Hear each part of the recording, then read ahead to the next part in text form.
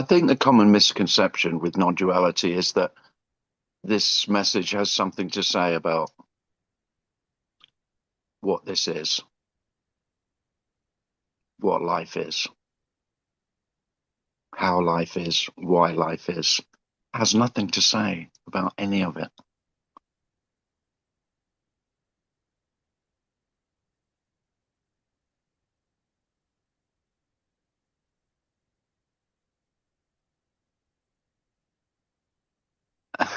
And as much as I'd like this message to be popular, it's glaringly obvious why it's not, because it doesn't provide any answers.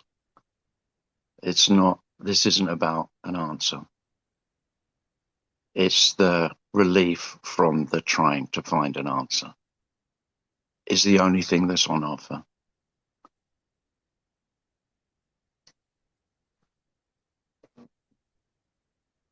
We've been told all our lives life, what the purpose of life is, what the meaning of life is. And the wonderful relief is that there isn't any meaning other than the meaning that you've given life.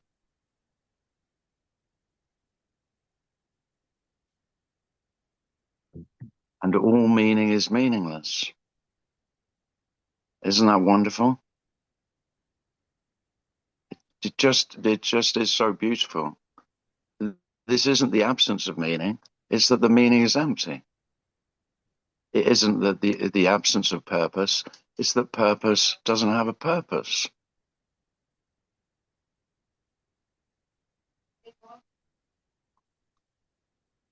It's not the absence of planning, it's that planning is worthless, but planning still seems to happen.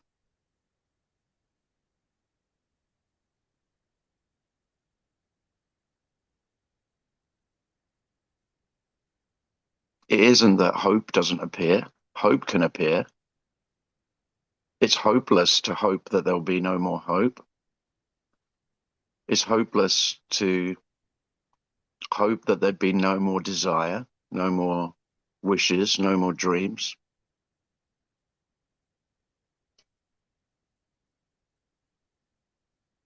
And so everything relative, everything is liberated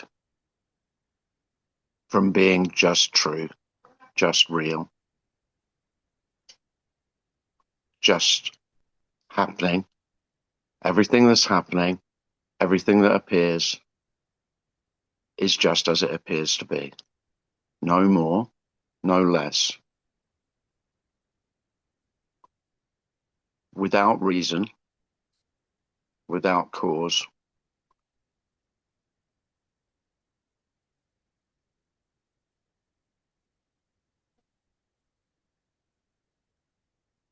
Wonderfully unknowable, regardless of all the knowing.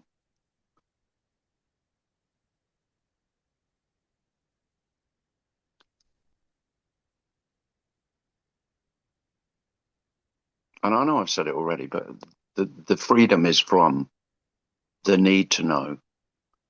It's just undeniable that knowing knowing doesn't help. Knowing just has the illusion of security, the illusion of power. There is no power.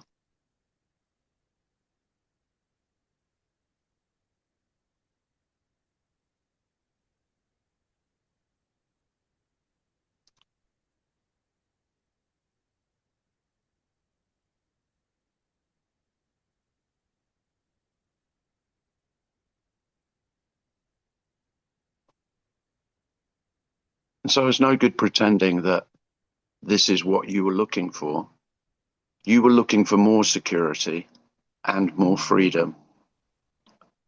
But you've probably already worked out that the more security you had, the less freedom there seemed to be. The more freedom you had, the more insecurity was felt.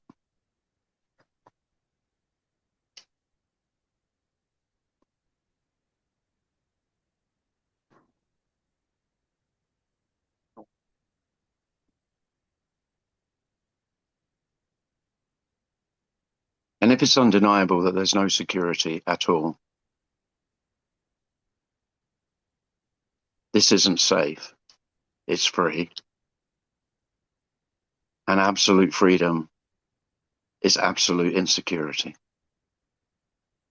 And that is the freedom.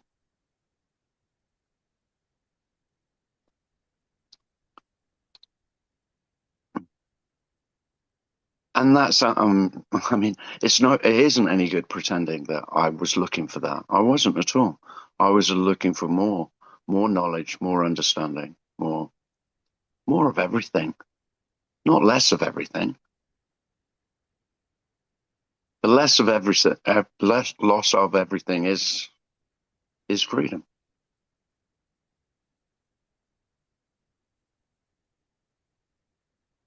Nothing to lose. There is nothing to lose.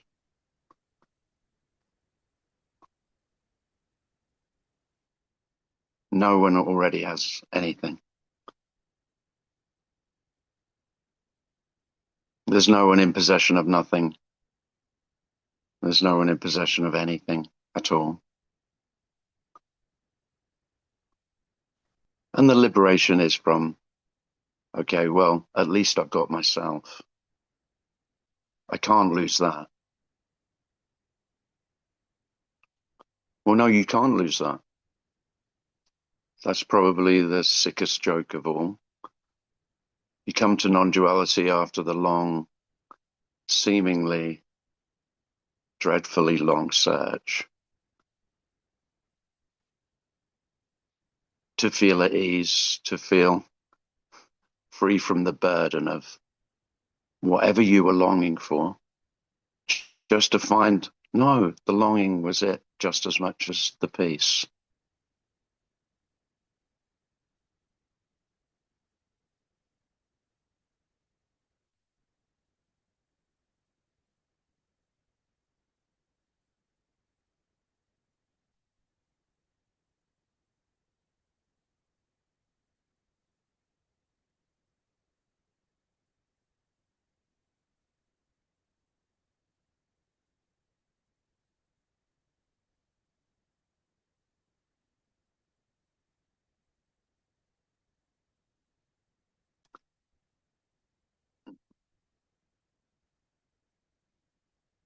So it's wonderful to be out of work.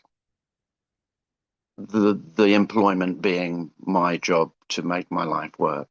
I mean, that's your job. That's what you took on. You took it on before you can remember taking it on, but that was what you took on, being a successful self. That was your job.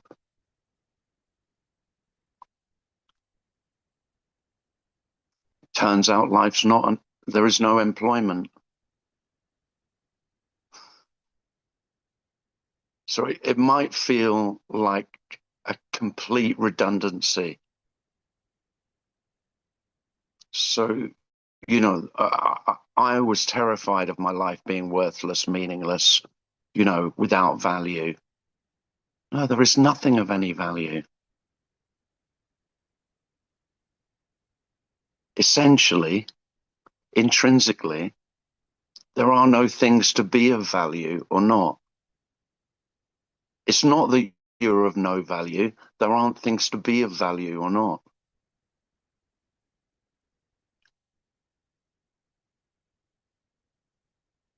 And the worthlessness of everything,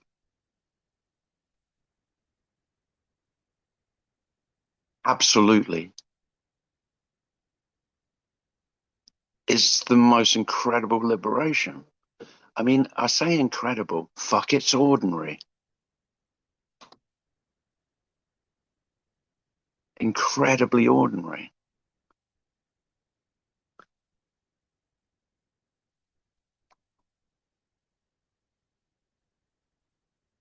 Of course it is. You are the one who was always expecting miracles,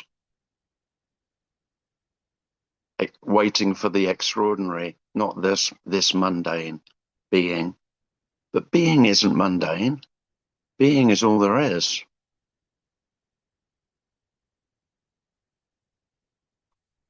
this as it is.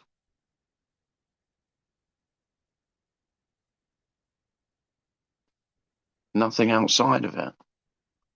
Nothing inside of it.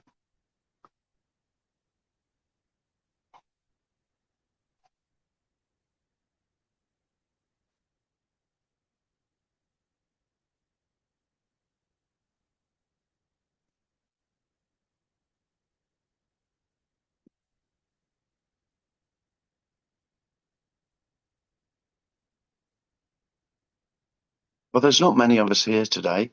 If you want to ask anything, as we're quite an intimate group, I didn't need the auditorium today. I should have booked a smaller room. And maybe you feel that you can speak in a smaller group if you want to. Brian. Hi, Brian. You have to unmute yourself by, there's the little unmute button at the bottom.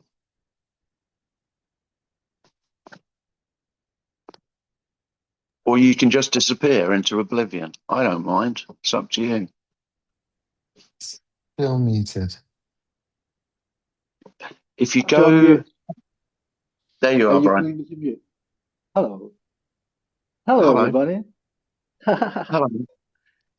So, what I'd like to ask is, I'm going to offer you a line of Shakespeare from Romeo and Juliet.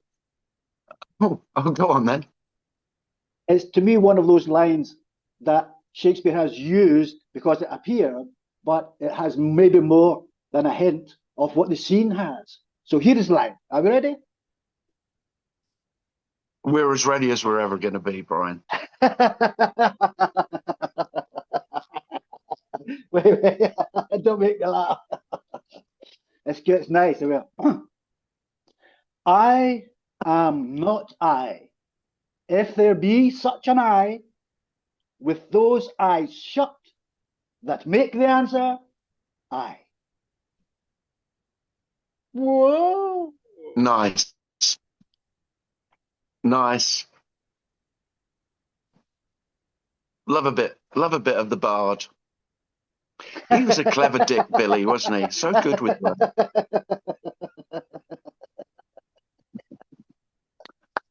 He was really He good. was, yes. Yeah, I I have love this that. idea Shakespeare wrote from visions, like lucid dreams. Yeah. And so that's how at the end of his life it all got a bit sticky because those lucid dreams didn't stop. Mm-hmm. And so he called in his two best pals to party till it was over. How about that? So that's my here's a film pitch. The film is called The Mercy Killing of William Shakespeare by his friends Anon. Yeah. Is that how the story goes? The story goes his friends assisted his suicide. No, that this is my vision for a completely fictitious movie. Are you making that up, Brian? No, I'm a writer, bro. Hey, if you make it up, you're just saying them words. Are you just saying them words and making them up? How dare you just make them up? Of course you are. Yeah, of course. So it's a movie, and it might cause a stir, cause a scene. The mercy killing of William Shakespeare. Are you joking? What might he have said in those last hours? Ooh, He might have done, yeah. Anyway, thank you for hosting the meeting, and I promise next time I shall Thanks, donate. Brian. Right. Oh, thanks, Brian. Ho ho ho.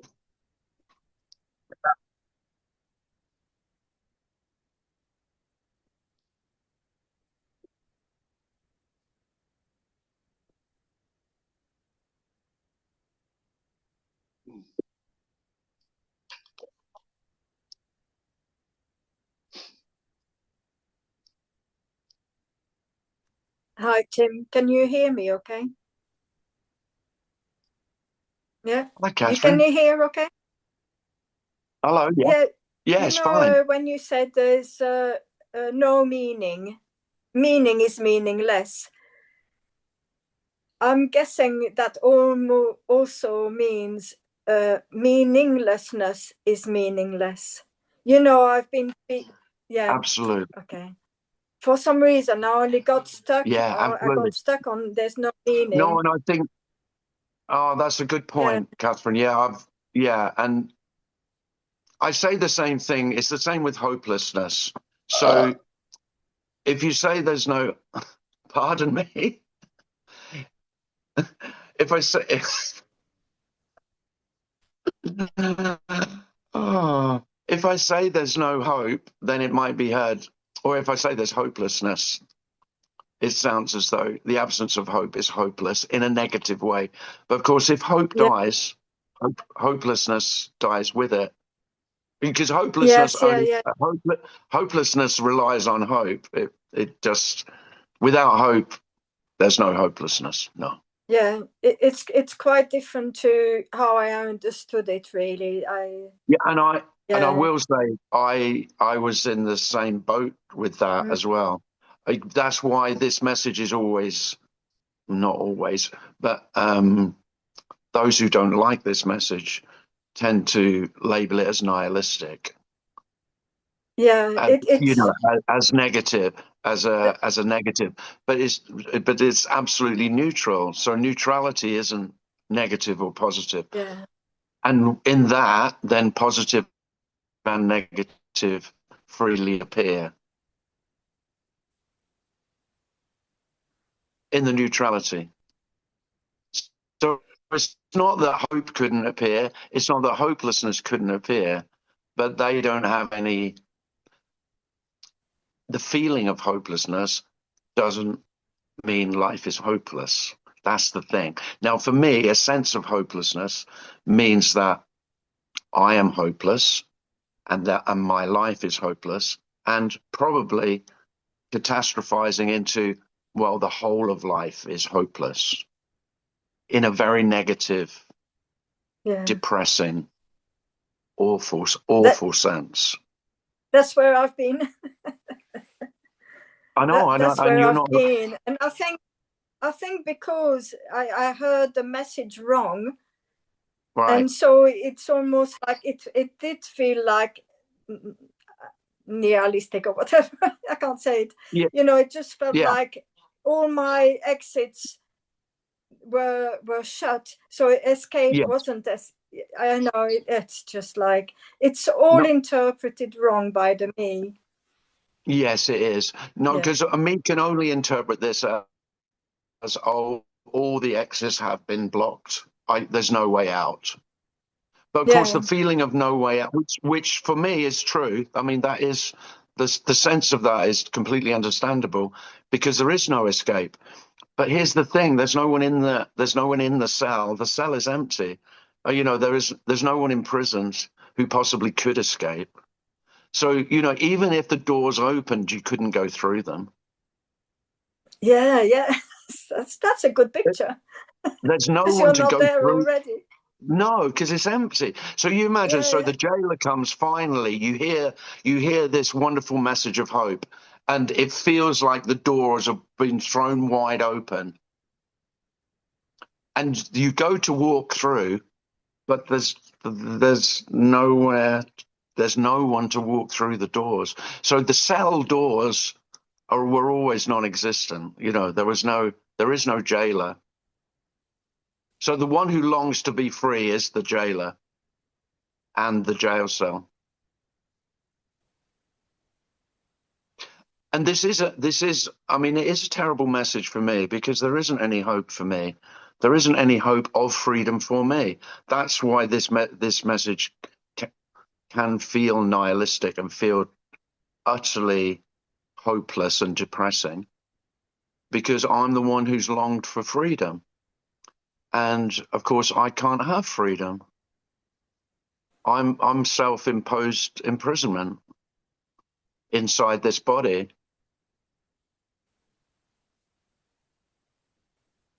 But of course, the body's empty. the same as everything else. There's nothing inside and there's nothing outside. There's just everything without an inside or outside.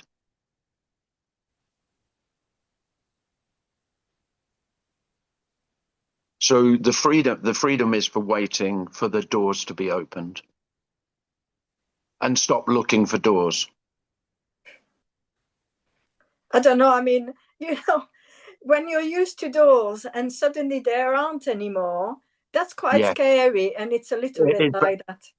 Well, I mean, I think I've told you, Catherine, my story. It was absolutely, I mean, I fell into despair because if there's no doors, then of course despair is going to be. If you've been searching for doors and constantly hoping that there will be an exit from this suffering that I've called my suffering, then hence, I mean, I spent so long in therapy, and each therapist who was, if they opened a door for me, there was a wonderful respite of feeling like I was liberated, and suddenly I was breathing fresh air as opposed to being, and I just longed for those moments. Yes. Yeah. I mean, what I've been through recently, it felt like oppression, really, rather than depression. You're completely oppressed and you can't breathe. But yeah. Anyway, thank you. Oh, thanks, Catherine. No, that's a really good point to make. Yeah, because you can still, because the mind wants to make sense of this message, then every time you hear the absence of hope, what mind hears is hopelessness. If you hear there's no meaning, then mind hears, well, it must be meaningless in the negative sense. Or all thinking is dualistic because language is dualistic. So we just think, well, if it's not meaningful, life, then it must be meaningless in a negative sense. If it isn't hopeful, it must be hopeful. If it's not full of hope, if this isn't full of possibility, then it must be dreadfully hopeless. But it's neither. So again, you don't land, this isn't a place of landing on an answer. The truth is, of course, no one knows whether this is hopeful or hopeless. And no one has any idea at all, other than the ideas of hope and hopelessness. They're just ideas that appear or not. No one knows what this is. That's what I always want to try and convey. And then people tell me that I sound so sure that I know what I'm talking about. And I can assure you, I do not know what I'm talking about. I don't. And that's the freedom to speak about it. Indeed. I find it so easy to speak about because I haven't landed on any answers. So I don't have a position to maintain, to defend.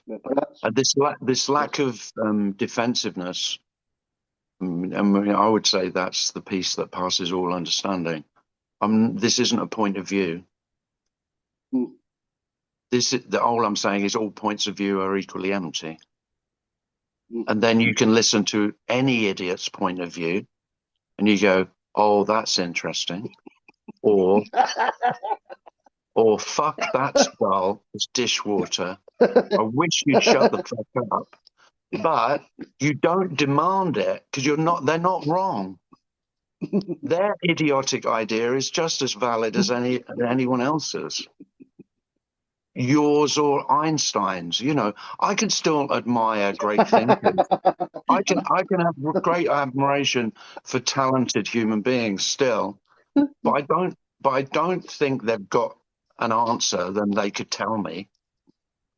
No one's going to tell you any answer. There is no answer. There aren't any answers. That's the answer. No, I know that's not the answer that anyone's looking for. But that's the answer that's on offer here The answer is that no one knows. So stop asking anyone what they know about this, because they will tell you what they know about this, and some of them will tell you with great conviction that you feel you have to believe them. Well, they couldn't speak with that conviction if they didn't really know. Well,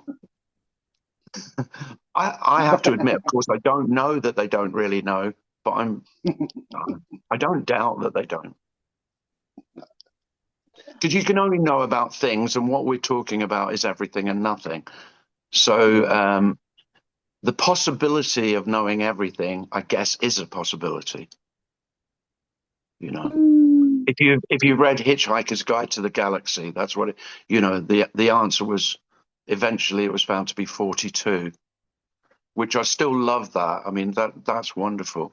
There's the whole of humanity striving for understanding life in a nutshell, to find that the answer is 42. And what does that mean? Well, it means 42.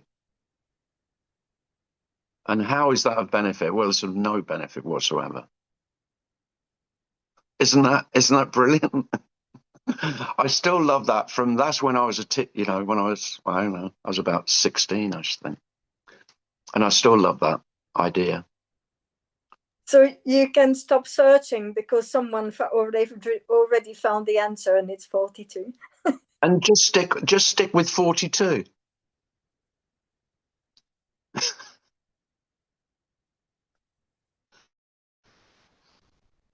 Yeah.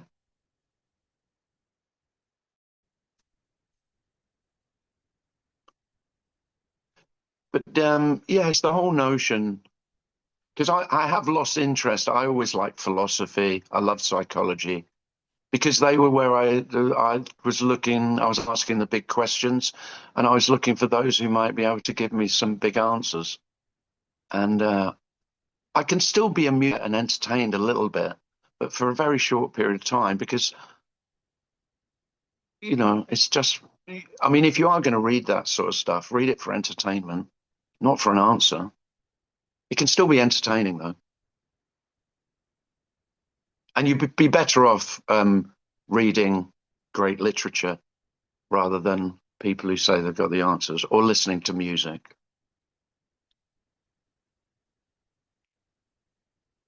Because there's more pleasure in that, without the neediness of finding out.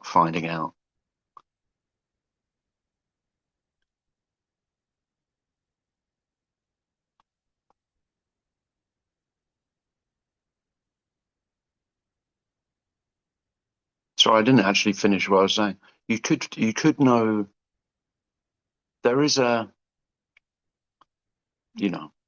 quadrillion to one chance possibility that you could know everything, or everything could be known, because there's only things that could be known. But nothing, and this is nothing, there's no possibility of knowing nothing. That's why I can't entertain all the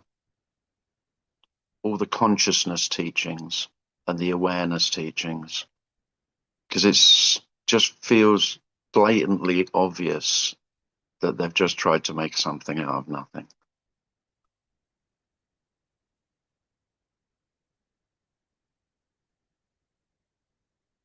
To name this, and to have a source, so that this does have a ground. So the ground is awareness or consciousness, and whereas this is utterly groundless. And self always wants somewhere to land, so that I know where I am.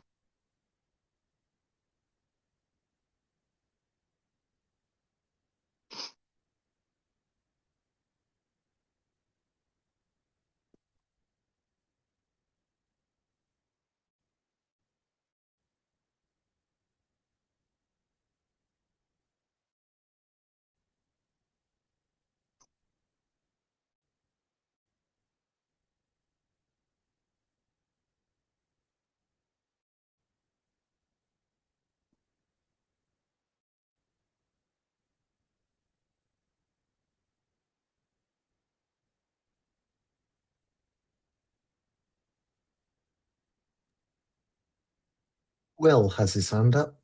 Jim, I'd just like to thank you what you said. It's such sublime honesty, straightforwardness, and also incredible kindness and gentleness, like such a nice tone.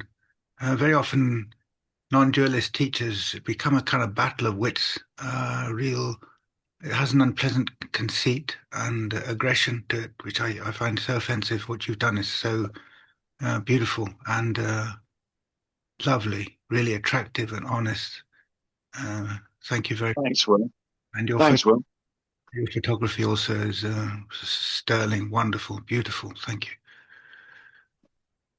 Thank you. Can you write that down and send it to me, please? Yes. Yes. No, I'm joking, but you will do that. I know, because you do that well.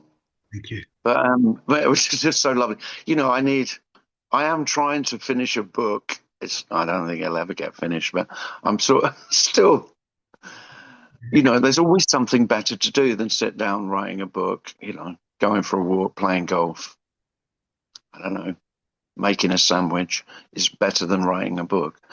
And, but if I do, always nice to have some, what do you call them? You know, positive statements. Blurbs. Blurbs, yeah, blurbs. So yeah, I've still got the title of Doubtless Uncertainty, and I must finish it, if only for Michael, because he likes the title so much. I've got to put that on the cover of a book at some point. Of course, it doesn't matter a shit if I don't.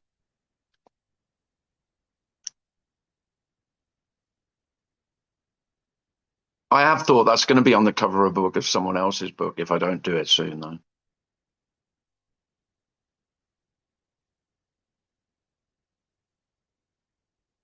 Thanks, Will.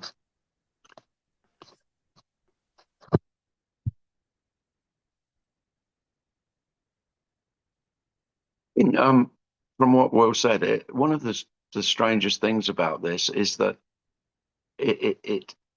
that this empty message of no hope and no meaning and no purpose does feel like unconditional love. Because of course, hope is conditional, meaning is conditional, point is conditional, reason is conditional,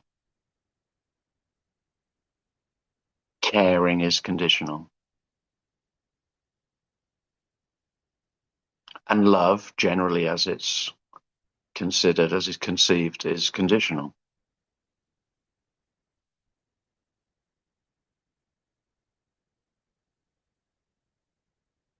And this is all conditions. It might be better to call the sense of this emptiness, this openness, this freedom as all conditional rather than unconditional. All conditions are accepted. All conditions are included. All states, all feelings, all thoughts.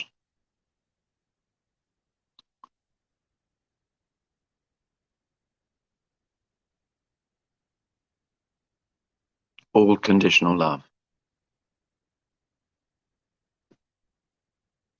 Because I think, again, unconditional love is misheard as, okay, that's the exclusion of conditional love. Unconditional love is not conditional love. No, it's exactly the opposite. All the conditions that human beings put on love is unconditional love.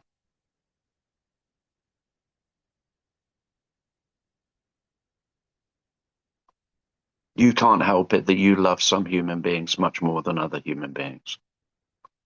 That's like this basic way of thinking of it. Because I could say I love all of you here, but I don't say it because I don't love you like I love my sons or my daughters.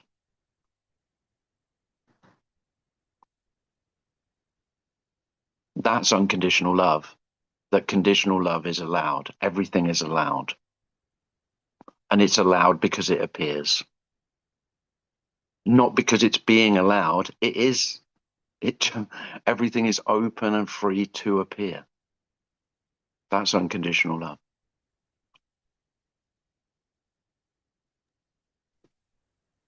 Jeremy has his hand up.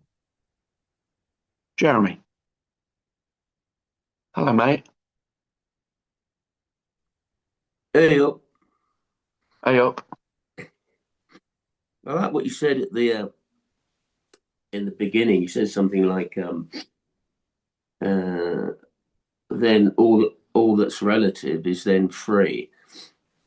It's like all the thoughts and the beliefs, and when there's a persona there, the persona is trying to control it all and own it all. Yeah. And he likes that, doesn't like that. And there's that sense that it all has that lightness of meaningless and is therefore free of any attachment. Wonderful, wonderful description. Yeah. Thanks, Jeremy.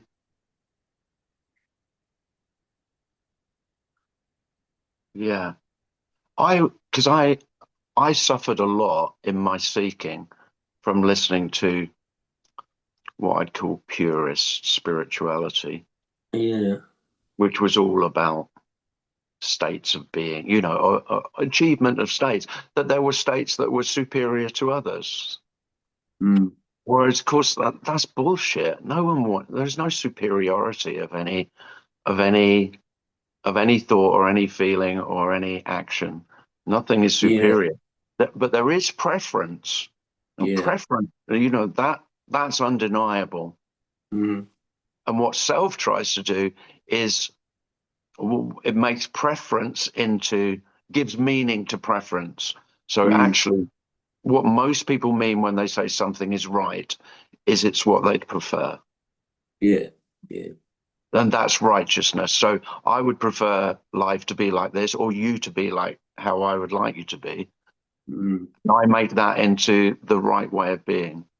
That's and of course what self does, it does it to itself constantly. I'm constantly berating myself for not living up to my high standards. Yeah. And of course, suffering's inevitable then. If you think life has a goal, if you think I have a goal, my life has a goal and a purpose, suffering is absolutely inevitable, isn't it? It can't. Yeah. It's.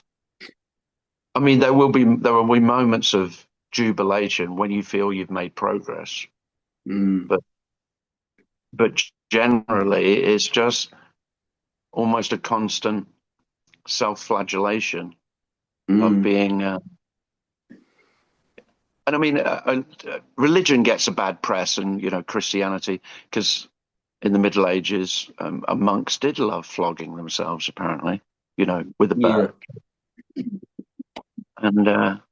And most selves do like that, because then they can live in the aspirational world. It's good for me. That's right. Suffering has has come down. And I say about Christianity, but I mean, Christianity is just, is seeped in that notion of suffering is righteous, is good. Yeah. There's nothing good about suffering. Nothing whatsoever. Nothing whatsoever. Suffering, there's no righteousness in it. But I mean, aren't they some of the most self-righteous people you've ever met? The ones who just love to tell you how much they've suffered, and they're bathing in their own glory of suffering. Yeah. Well, and of course, if you're a Christian, it's be quite hard not to. I mean, that's the whole teaching, is that. What would Jesus do? Well, Jesus would say, "Well, take me to the cross." Exactly. That's kind of what we were taught as children. It's quite dreadful. Yeah. That's why I can get a little bit concerned when my son says, "Yeah, we went to church on Sunday." Yeah. And but then I'm always relieved to hear him say, I said, what was it like? He'd go, oh God, it was so boring. So then I feel reassured. Yeah. He's not taking much of it in, I don't think. No, some of the stories are a bit worn out after 2,000 years, I should think. They aren't they? Yeah. But it sort of holds people together, doesn't it? It's a belief system, and Yeah. it's Well, yeah. Oh no, it's really, I mean, it's very human. We like gathering together. So we're not, it just because we have this aloneness, the aloneness is what we don't speak about much as human beings to each other. And this is, I mean, again, this is the reason this message isn't very popular and never will be, is because this isn't an answer to the aloneness. It's the contrary. It's that there is only this aloneness. There is this and this alone. There is nothing more, nothing less, nothing outside, nothing inside. The aloneness is complete. And all self does in its self-made isolation is look for the completeness in communion. So that, and of course, religion provides that both physically in, coming together as in groups to worship, and also it offers this, I mean, it offers this wonderful notion of you could become one with the source. I mean, that, who hasn't fancied that? I mean, it doesn't surprise me that that's still the most attractive message today, is that, okay, if you listen to me, of course, you've got to do as you're told. exactly. And there's quite a lot of work involved. But here's what's on offer. Well, there's two things. There's one, that you could become one with the source. Offers you absolute completion, and the impossibility of ever being alone.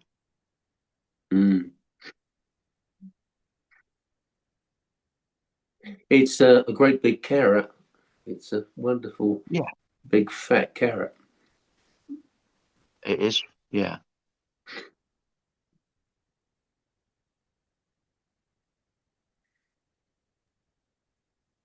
And there is a really terrible honesty about this, that although it's not my aloneness, because if it's my aloneness, then I can join with you, of course. We can become one. So that's why that's why this message sounds so nihilistic. And it's actually worse than self thinks it is, because the aloneness is complete. And the aloneness is all there is.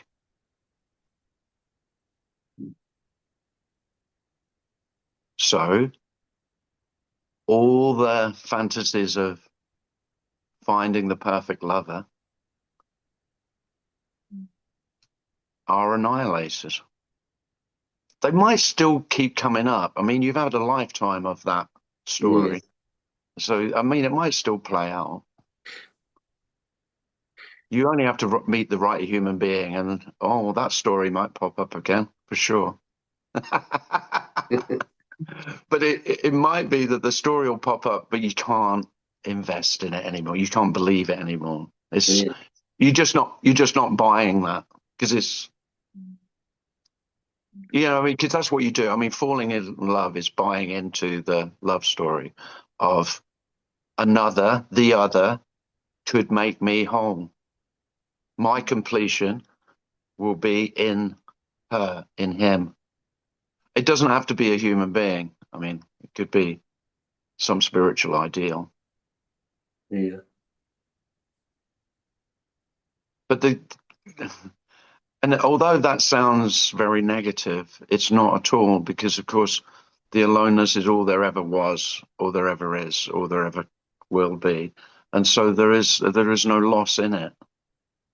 It will feel like a dreadful loss to me, but it's no loss at all. It's not a gain, but nor is it a loss. It may well feel like losing everything, though. Hmm.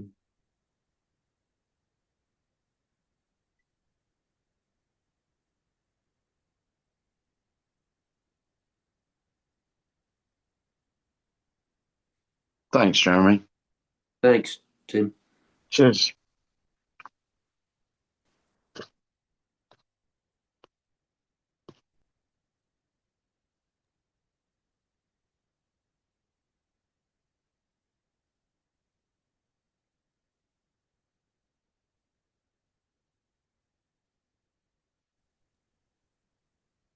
Will has his hand up. Hi, Tim. Hi, Will. Again, thanks a lot. It's like a path of innocence, really. That's just what like the way you present it, almost like there's a tremendous innocence just to live, like live an innocent life. With it's hard even to talk about it without putting a spin on it. Like it's hard. You use the word emptiness or nothingness. It automatically becomes the thing that you're heading for. You see, so it's Yeah. like however you say it, like as soon as you get like this a program, you've got to go one or an ultimate word. They use the word sunyato, emptiness, like this. It's very hard to say this, and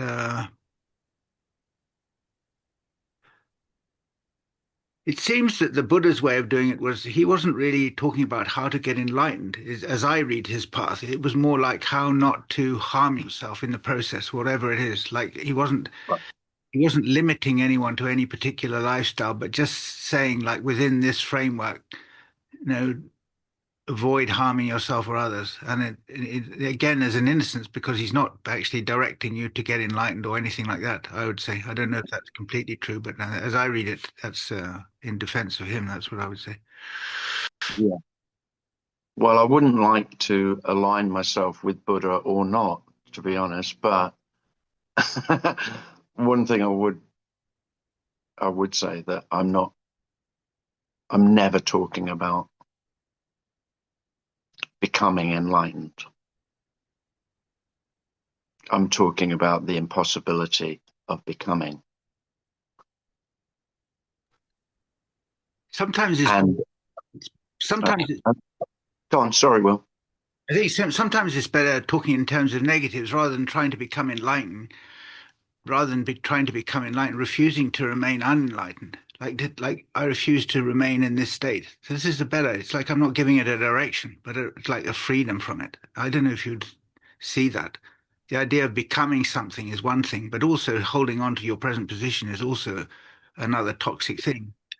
Yeah, well, you could say it's toxic, but I mean, absolutely, there's no you could say, okay, I'm focusing on unbecoming, but of course, unbecoming is, No, I didn't say that. I said not.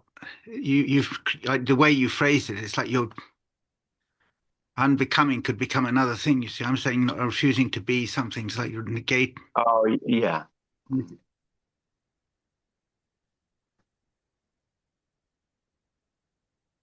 I think kind of nature is part of it. Like there's a sort of innocence in nature that your yeah. photographs show that over and over again. Here's Yeah, and the innocence of human beings is not separate from the innocence of nature.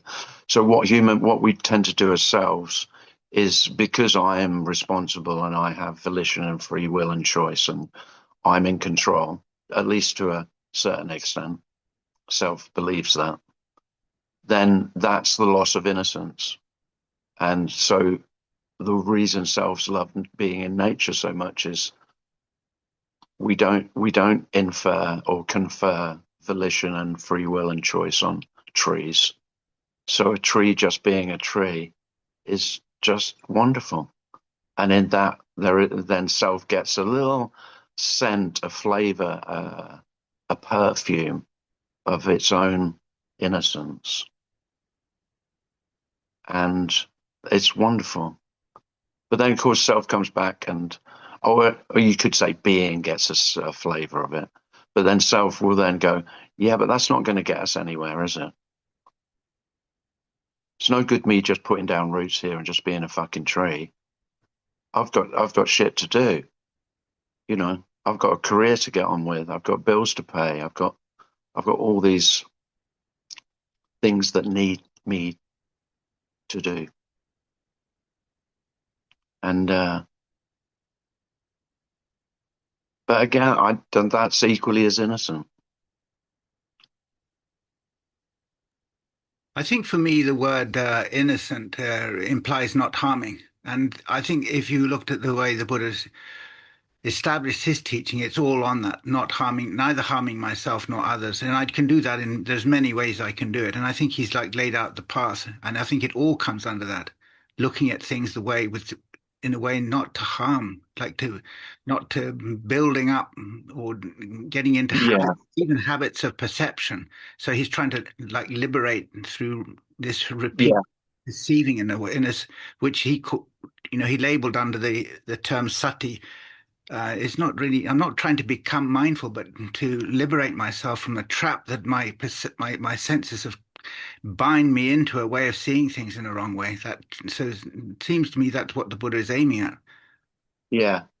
And that is very different to I mean, I don't have any of those objectives whatsoever. The innocence that I'm speaking about is the innocence of the desire to harm. That's equally as innocent. And of course, that's quite abhorrent to the one who wants to become or wants to be. I don't know.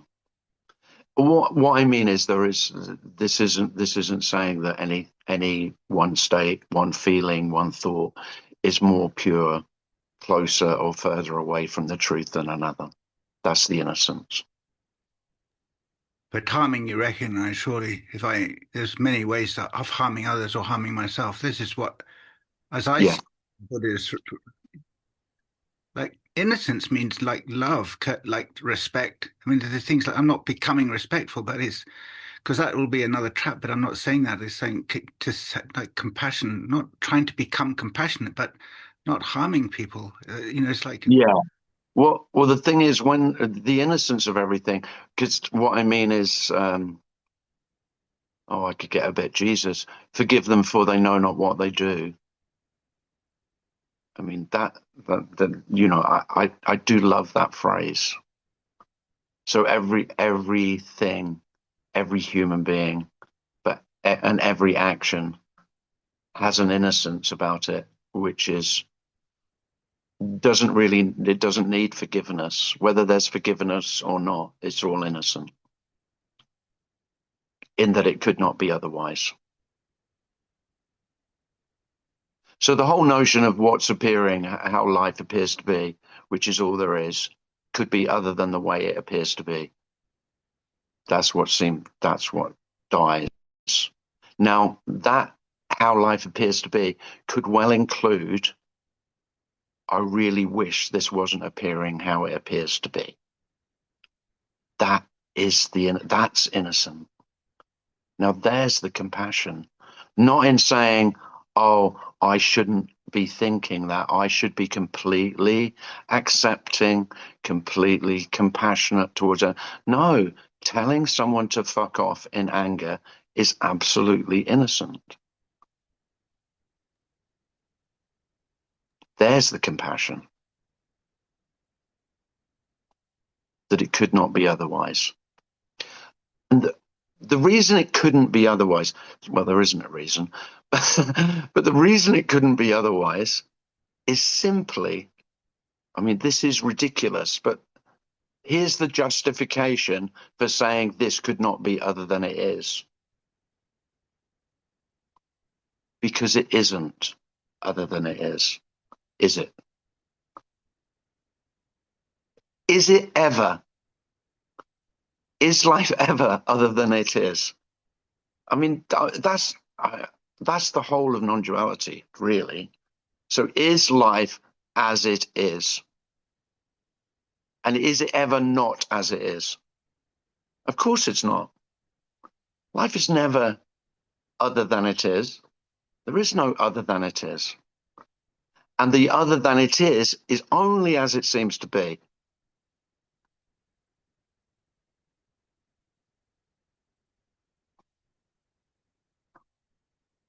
And so again, I could say that that's unconditional love. Not unconditional love in the sense of you agree with everything. You find everything lovely and fluffy and pink and gorgeous. No, all the shit. Treading in dog shit in your new trainers so it goes right into the tread of them, and you have to spend half an hour cleaning them with the smell of dog shit filling your nostrils. That is unconditional love. And I'm telling you, nobody wants that.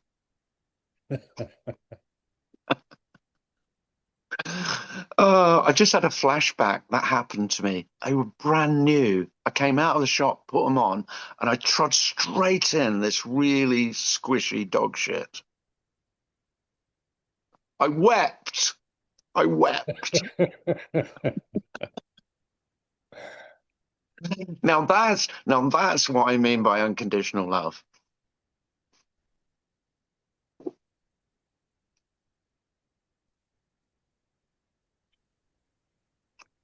Oh, hello, Michael. Happy New Year.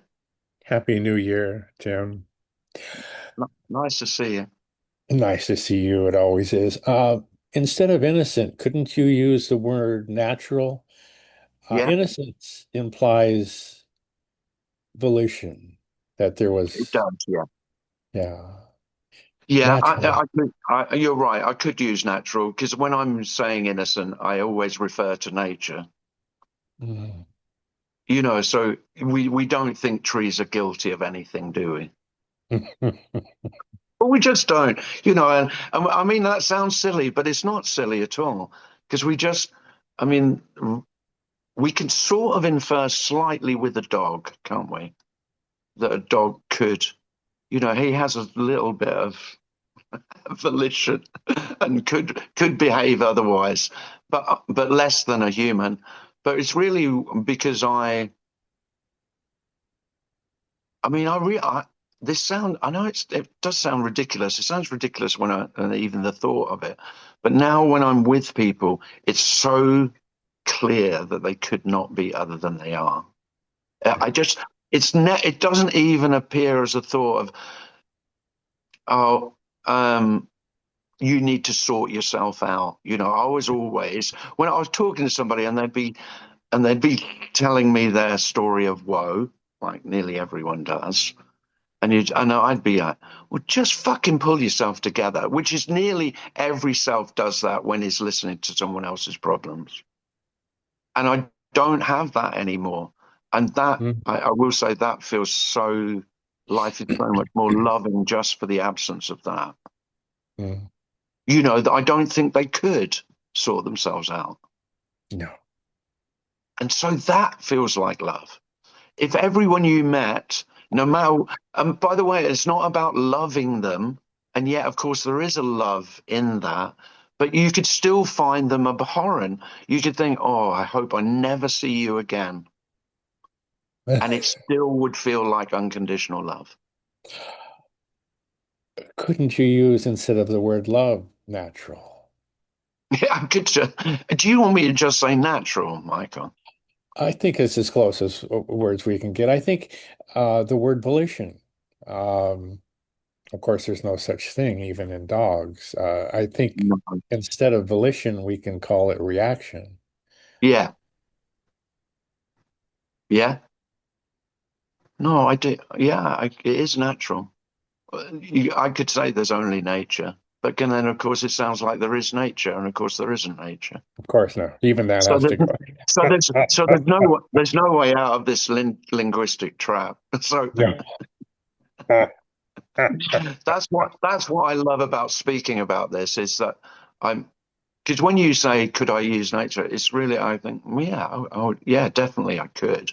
But I mean, and then I think, but so what? Because it won't make any difference, because each person who hears the word nature will have their own conceptual notion of what I'm talking about.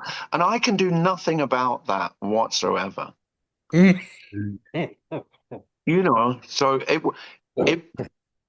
and I mean, we have no say over our preferences. That's wonderful as well.